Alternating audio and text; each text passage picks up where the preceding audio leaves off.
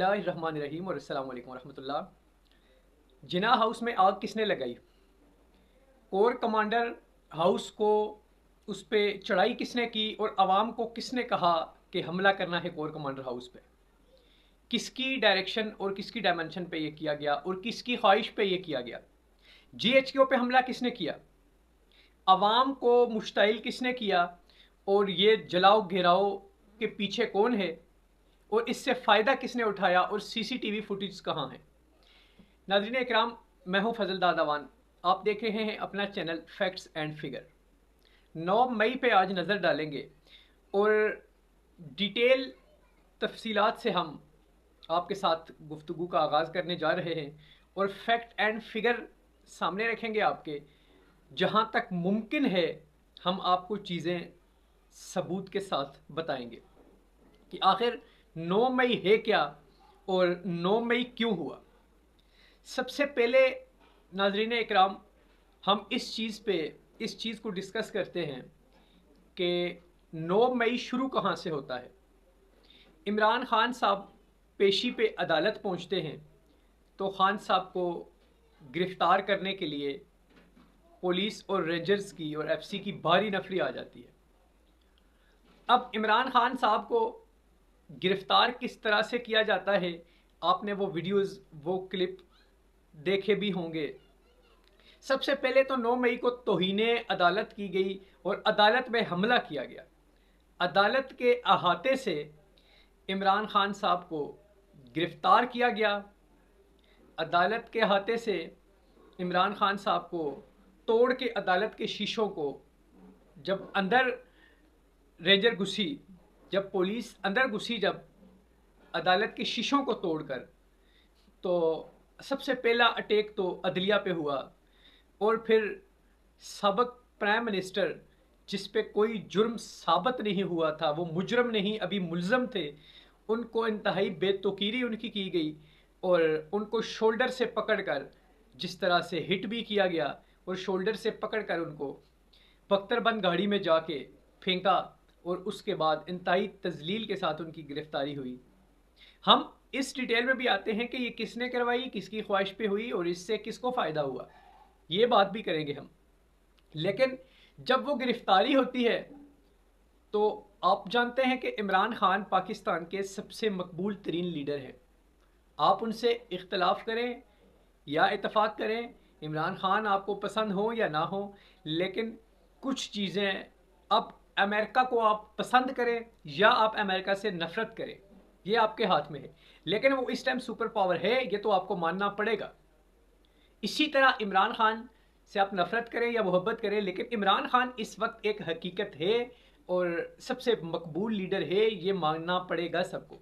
जब उनको गिरफ़्तार किया गया तो अवाम के अंदर गमो गुस्से की एक लहर जाग उठी और जब अवाम मुश्तहिल हुई, जब अवाम बाहर निकले, रोडों पे निकले, एहतजाज करने लगे, वो स्टार्ट में तो वो पुरअमन एहतजाज था।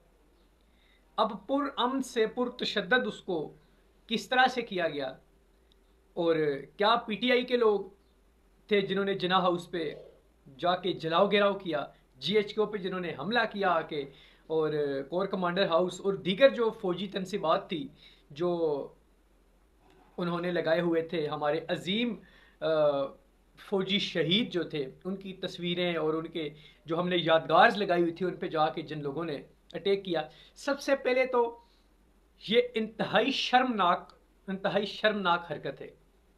अपनी ही मुल्क की, अपनी ही फ़ौज की बिल्डिंग्स पे, तनसीबात पे या कोर कमांडर हाउस पे या जिना हाउस पे, कायद आज़म रहमतुल्लाह अलैह के नाम से वो मंसूब है, उस पे जाके हमला करना, ये तो इंतहाई शर्मनाक है। और जिन लोगों ने ये किया उनको सख्त से सख्त, कड़ी से कड़ी सज़ा और फ़ौरन सज़ा मिलनी चाहिए। लेकिन अब सवाल ये है कि ये हमला किया किसने? जब आप पीटीआई पे इल्ज़ाम लगाते हैं कि पीटीआई ने यह हमला किया, तो वो कह रहे हैं कि आप सीसीटीवी फुटेज ले आएं। सीसीटीवी में पता चल जाएगा कि कौन से लोग हैं जो अंदर जा रहे हैं, कौन से लोग हैं जो जलाओ घेराव कर रहे हैं। उसमें तो आपको बिल्कुल क्लियर हो जाएगा कि किन लोगों ने अटैक किया, किन लोगों ने आग लगाई, किन लोगों ने हमला किया। ये तो आपको बिल्कुल वाज़ेह हो जाएगा। अभी तक 2 साल से ज़्यादा का टाइम हो गया है 9 मई हुए हुए, तो वो सीसीटीवी फुटेज क्यों नहीं लाई जा रही, क्यों नहीं लाई गई? क्या इससे फ़ायदा मुस्लिम लीग नून को हुआ? क्योंकि मुस्लिम लीग नून की मकबूलियत ज़मीन के साथ लगी हुई थी। पीपल्स पार्टी की मकबूलियत नाम की कोई चीज़ नहीं थी उनकी, और अवाम उनको देखना सुनना पसंद नहीं करते थे। तो 9 मई होने के बाद जब पीटीआई को खड्डे लाइन लगा दिया गया, तो नून लीग और पीपल्स पार्टी के अलावा कोई और ऑप्शन था नहीं, कोई और चॉइस थी नहीं हुकूमत बनाने के लिए। तो फिर इन दोनों पार्टियों की जो हुकूमत उस वक्त मौजूद भी थी, उसके बाद इलेक्शन हुए जब, तो पीटीआई के साथ क्या क्या हुआ वो तो सब आपके सामने है। उसके बाद दोबारा से इनको हुकूमत दी गई। अब अगर पीटीआई ने, लेट्स सपोज पीटीआई ने अगर ये 9 मई किया है, तो सवाल ये है कि 9 मई के बाद पीटीआई के बड़े बड़े जो बुर्ज थे, जो बड़े बड़े सियासतदान थे, जो बड़े बड़े ओहदेदारान थे, उन्होंने मीडिया पे आके कहा कि हम 9 मई की मजम्मत करते हैं और पीटीआई से इलादगी का ऐलान करते हैं, तो उनके तमाम गुनाह माफ, और वो कुछ तो दूसरी पार्टीज में चले गए। अब वो हुकूमत के साथ शामिल है और एंजॉय कर रहे हैं, और कुछ साइड पे हो गए, बिल्कुल कुछ मुल्क से बाहर चले गए। अब क्या फौजी तनसीबात पर पाकिस्तान के सबसे अजीम अदारे पे हमला करके उसके बाद इतना कह देना कि मैं मजम्मत करता हूँ और पार्टी से इलादगी का ऐलान करता हूँ, तो आपके गुनाह धुल जाएंगे सारे? जी नहीं।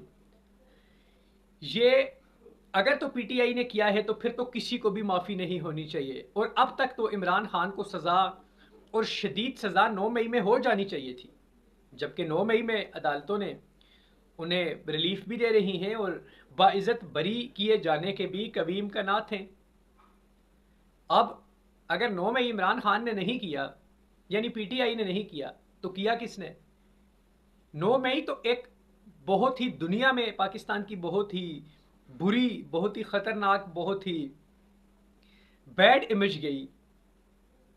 अब ये क्यों नहीं अभी तक पता चल सका कि ये आखिर ये मामला किया किसने और ये करवाया किसने और क्यों किया गया? ये क्या जो दूसरी दो सियासी जमातें थी, पीपल्स पार्टी और मुस्लिम लीग नून, अगर ये 9 मई ना होता तो वो पावर में आ सकती थी, वो हुकूमत बना सकती थी? जवाब है नहीं। तो अब इल्ज़ाम ही जब तक सबूत सामने नहीं आते, क्योंकि इमरान खान साहब ने बारहा मरतबा इस चीज़ का जिक्र किया, मीडिया के सामने आके कहा कि जुडिशल कमीशन बनाया जाए 9 मई पे और सीसीटीवी फुटेज मंगवा के फ़ौरन इसका फैसला किया जाए। उसमें दूध दूध पानी पानी हो जाएगा, सब पता चल जाएगा कि हमला किसने किया। बज़ाहिर इस 9 मई की बेनिफिशरी जो पार्टीज़ हैं वो मुस्लिम लीग नवाज़ और पाकिस्तान पीपल्स पार्टी है, जिन्होंने इससे फ़ायदा उठाया, क्योंकि तरीके इंसाफ को तो कख फ़ायदा इससे नहीं हुआ। उनका लीडर आज 2 साल से जेल में पड़ा है, और जो लोग साथ खड़े थे जिन्होंने वफादारी का सबूत दिया, जिनमें वाइस कैप्टन शाह महमूद कुरैशी साहब थे, अभी तक जेल में पड़े हैं।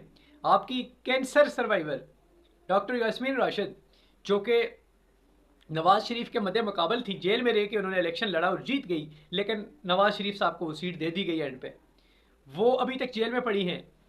महमूद रशीद, आपके बहुत सारे पीटीआई के बड़े बड़े नाम, कुछ जिन्होंने पार्टी को छोड़ा नहीं, वो अभी तक जेल में मौजूद हैं, लड़ रहे हैं, फाइट कर रहे हैं।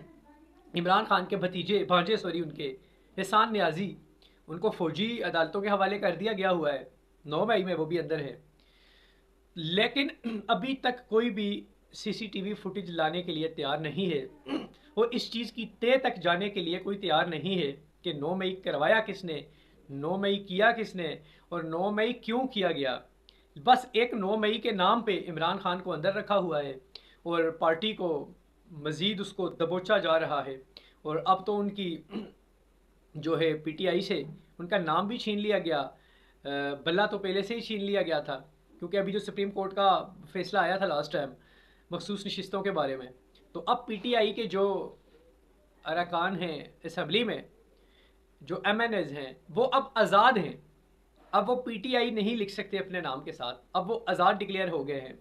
और ख़बरें ये भी हैं कि अनकरीब ओपोजिशन लीडर की सीट भी पीटीआई से ले ली जाएगी और शायद पीपल्स पार्टी हुकूमत से अलहदगी कर ले और बिलावल भुट्टो जरदारी को अपोजिशन लीडर भी बना दिया जाए, क्योंकि और दीगर मामलात भी है। अभी 26वीं आईनी तरमीम के बाद 27वीं तरमीम की भी बातें हो रही हैं। तो 9 मई पे वापस आते हैं हम। हमारा बहसियत कौम और एक आम आदमी होने के नाते हमारी एक ही रिक्वेस्ट है कि जल्द अज जल्द 9 मई की फुटेज को सामने लाया जाए और एक साफ और शफाफ इंक्वायरी होनी चाहिए और 9 मई के जो मुजरम हैं उनको कड़ी से कड़ी सज़ा दी जाए, ताकि आइंदा आने वाले वक्त में कोई भी शख्स ना तो पाक फ़ौज की तनसीबात पे, फ़ौजी तनसीबात पे, ना ही अदलिया पे और ना ही पाकिस्तान की किसी और अदारे पे या बिल्डिंग्स पे इस तरह से हमला करे और पाकिस्तान की बदनामी हो। बहुत सारा ख्याल रखिएगा अपना, अपने चैनल का भी ख्याल रखिएगा। इजाज़त दीजिए। अस्सलाम वालेकुम।